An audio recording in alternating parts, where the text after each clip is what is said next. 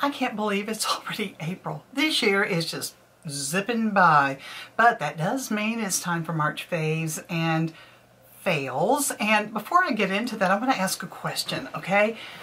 Do y'all like seeing the fails?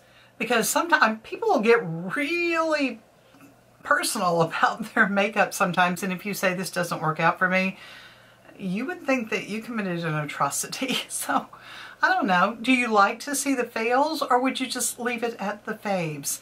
Let me know in the comments below, because I'm really wondering if I should continue to put the fails in. Are they helpful to you? If they are, I will continue to do that, because I want my content here on this channel to be helpful as well as entertaining and informative. So let me know. If you're new, welcome. I am so glad that you are here and joining the rest of us. And if you like what you see and you do find it helpful and informative, if you haven't subscribed already, I do hope that you will consider subscribing. Ring that notification bell, and YouTube is supposed to send you one notification when I upload new content. If you'd like to follow me on my other social media accounts, I am pretty active on TikTok and Instagram as well, and I would love to have you as a follower over there. And one more thing before we get started, I applied to be on the 2023 Sephora squad this year. I mean, I've got like, you know, an official little picture like thing. But I believe that women in their 60s deserve better representation in the beauty world, and that's why I applied. If you would like to leave a testimonial for me, you don't have to. You are under no obligation whatsoever, but if you would like to, I would really appreciate it. I will put a link for that in the description box below if you would like to. And also, just so you know, anybody that you leave a testimonial for that is applied to be on the Sephora squad, we never see the testimonials, so don't feel self-conscious about anything that you might say. We're never going to see them. That is just for Sephora's eyes only. But if you'd like to leave me one, I would really appreciate that. So now let's get into what worked and what didn't for me in the month of March. If you watched any of my other videos here or on any of my other social media accounts, you know that I'm sunscreen. Yes, sunscreen is probably the most important thing that you could ever put on your face.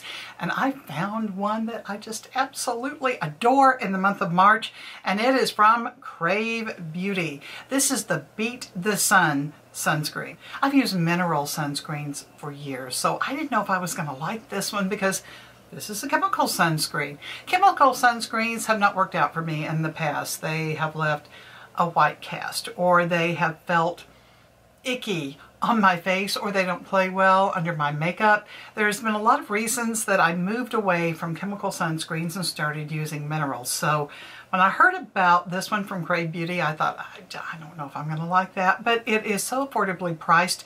I think it was only like 20 bucks, and I think the shipping was like $5. So it's a really great price. And I thought, well, you know, I'm going to try this one. I am so glad I did. I love this. This is, I think, the sunscreen for people who don't like sunscreen, because you really don't feel like you're wearing any sunscreen on your face. When you first apply it, there is a very light sunscreeny scent. But I've said before, you know, it's not like copper tone or anything like that. It's just a very light sunscreen scent, and it goes away, dissipates very quickly. I like the fact that this isn't tinted either.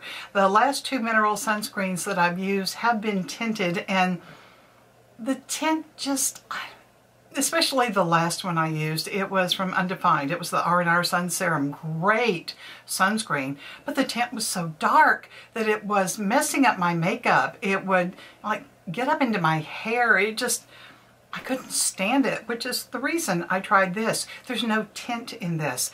This does not leave a white cast on your face either. It just sinks into the skin. And on top of all that, it is an absolutely exceptional sunscreen. It's got beetroot, it's got hyaluronic acid, and it's got vitamin E in it. So you're going to get some skin caring properties in there as well. It is a broad spectrum SPF of 40 with a PA+++.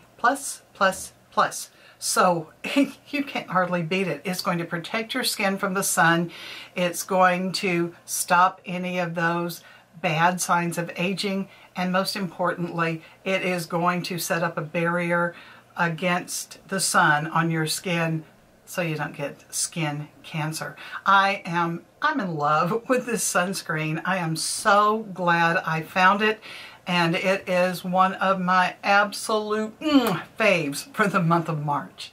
I'm always looking for foundations that look good on my dry, textured, wrinkled 61-year-old skin, and I found one this month that just really blew my socks off. It's from Revlon, and this is the Illuminance Skin Caring Foundation. And it's called Skin Caring because it's got squalane and hyaluronic acid in it. So again, you're putting on the foundation to even out your skin tone and cover up any imperfections, and you're also getting those skin caring benefits on your skin as well. I am in the shade 117, by the way. I'm so impressed with this foundation. It is just beautiful on my old lady skin. It blends and sinks in like a dream. It doesn't do that, you know, just sitting on top of your skin thing. No, it blends in beautifully. It looks great. It's got that little bit of illuminance to it, but it's not, you know, greasy looking or overly shiny. You've just got this luminosity to your skin from this. It doesn't sink in to my fine lines and wrinkles. A little bit on these absolute craters that I've got up here on my forehead, but it's not bad. It's not noticeable. I mean, I would have to get a magnifying mirror and just, you know, oh yeah, look, there's some in my wrinkles up here. Other than that, no, it's beautiful. It wears beautifully all day long. And I haven't tried a Revlon foundation in a long time, but when I saw the ad for this, it was really intriguing, so I ran out and got some, and I am so glad I did. I really recommend this if you have older, mature, drier skin. I think it would work well if you have oilier skin too, because it's, like I said, it gives you a luminosity, but it's not like greasy or anything like that. I really can't say if you would have breakthrough shine or not because I don't have oily skin, but the way it behaves on my skin, I don't think it would. I think it would be worth trying. Definitely a fave for me during the month of March. Concealer is another thing that's hard to find when you have more mature skin.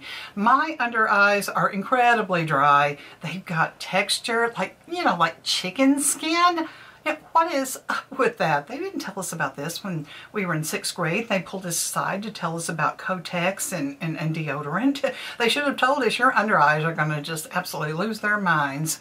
But I've got that chicken skin texture under there. I've got lines, I've got wrinkles, and a lot of concealers just go, hey, look, let's just make that look even worse. So it's really hard to find a good one. Now, my daughter told me about the one that she loves. Well, my daughter is 36 years old and she doesn't have these under eyes. However, I decided to try it out because she really raved about it, and she told me, I really think you'll like it. She's a makeup artist, so I thought she knew what she was talking about, and you know what? She did. It's the Milani Conceal and Perfect. I know this is not a new product, but it is new to me. And I use the shade 100 Pure Ivory, by the way.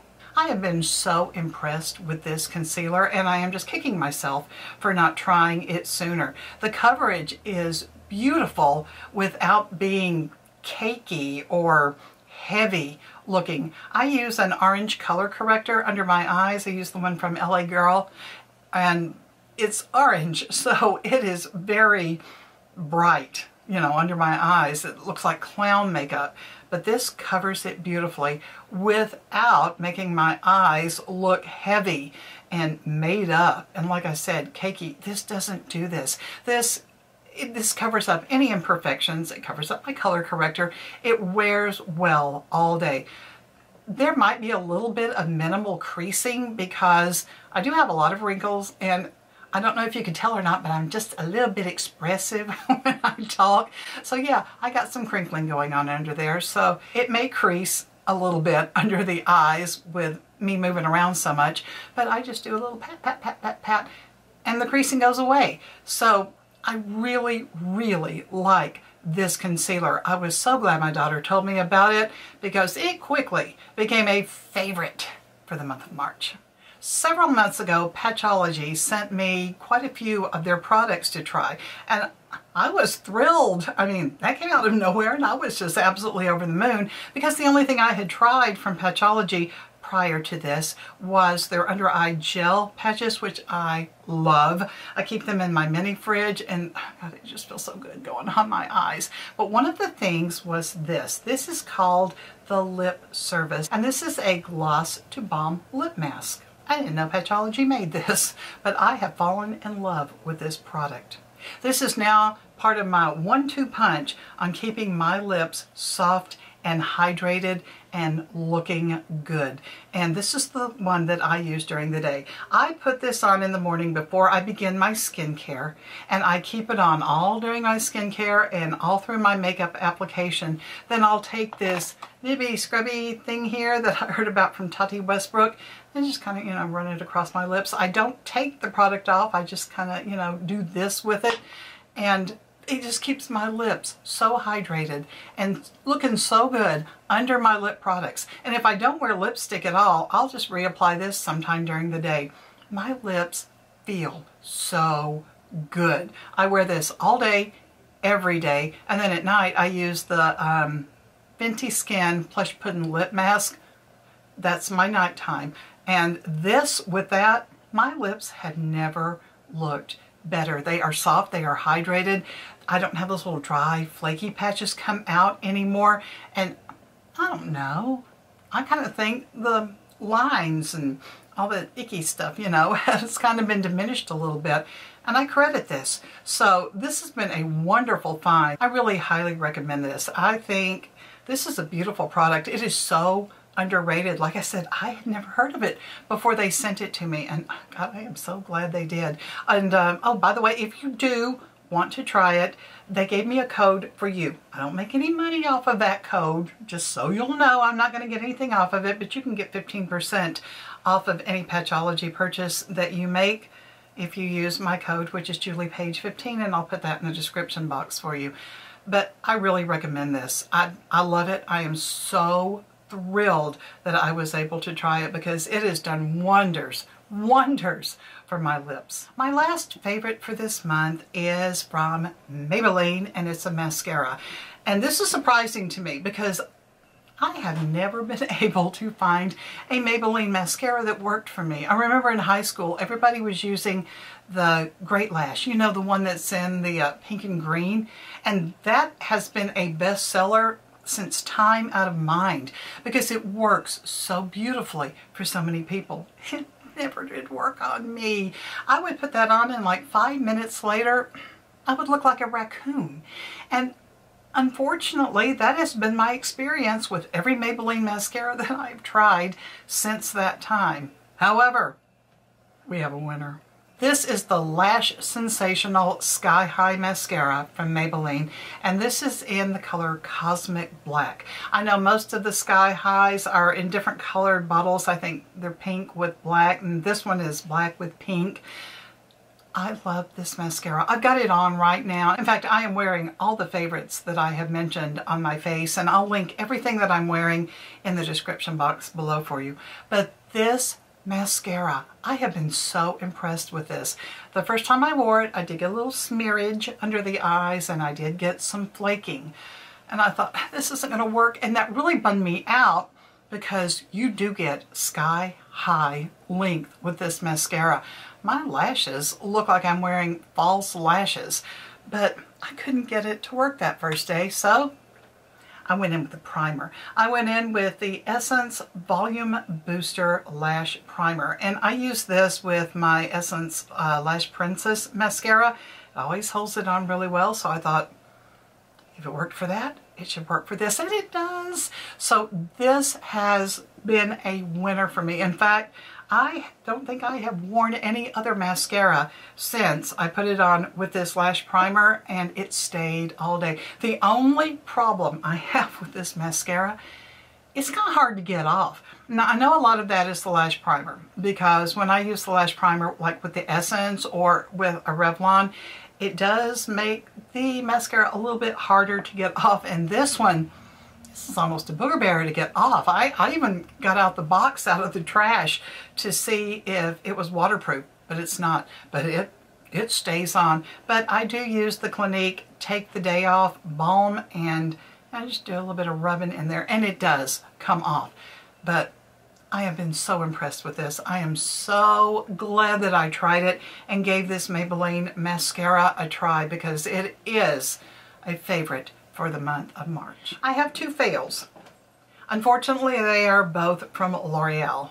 I love a lot of L'Oreal products, so don't even come for me about the bashing on L'Oreal. I'm not bashing on L'Oreal. It's just that these two products did not work for me, and they are both foundations. One of them I don't have anymore because I am absent-minded enough to not realize that I would need it for this video. So I packed it up and I sent it to my daughter in Memphis and said, here, you try it. And it is the L'Oreal Balm Foundation, and I'll put a picture up there for you. I tried to apply this so many different ways. I tried it with different primers. You would have thought it would work with a L'Oreal primer. No, it didn't work with that. I tried different primers. It didn't work. I tried applying it with my hands. I tried a beauty blender. I tried a brush. I tried sweet talking it onto everything. I could not get this to look good. It was streaky. It was patchy. It was thick and cakey. And it emphasized every imperfection that I have on my face. Things that I know that are there, but I just don't want a spotlight shined on them, and this foundation was doing that. So I could not get it to work. I really wanted it to, but it was a fail for me in March. And like I said, I sent that to my daughter. The other L'Oreal foundation that didn't work for me, I was so upset because everybody loves this foundation. It didn't work for me.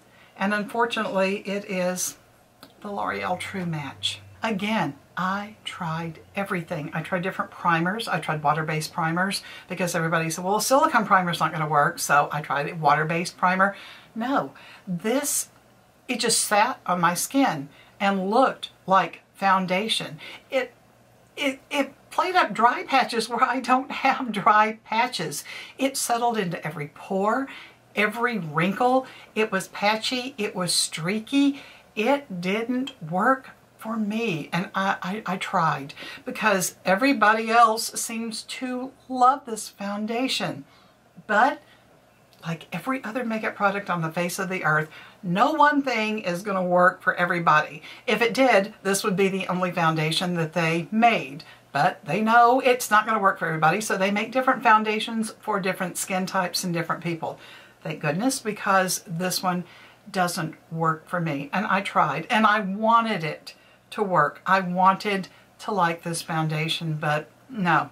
I'm done with it. I'm not even going to try anything else because I have tried everything I possibly could to make it look good, and it just doesn't. So it's on the next shipment to Memphis to my daughter to put in her makeup kit, and perhaps it will work on some of her clients. But those are my faves and my fails for the month of March. Do you like seeing the fails? Because if you do, I will continue to put them in my monthly roundups. Now, I know I like seeing other content creators do that and say their fails because I like to see what worked for them, and I like to see why it didn't work for them so I can make more of an informed decision. But let me know what you think in the comments below. If you like this video, this type of video, please give this one a thumbs up. If you're not subscribed already, I do hope that you will subscribe and ring the notification bell.